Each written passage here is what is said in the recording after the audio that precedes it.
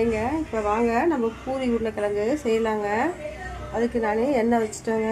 கொஞ்சம் கடுகு சீரகம் போட்டிருக்கேன். அதோட நான் ஒரு ஆனியன் 3 போட்டுக்கிறேங்க.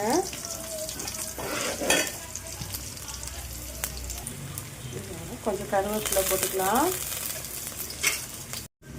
இப்போ பாருங்கள், நம்ம பட்டாணி கொஞ்சம் மூக்கடலை கொஞ்சம் எல்லாம் சேர்த்து நான் ஊற வச்சு இதோட நான் மசாலா கூட சேர்த்துருக்கேங்க. இது கொஞ்சம் ஃப்ரை ஆகட்டும். நம்ம உருளைக்கிழங்கு சேர்த்துக்கலாம்.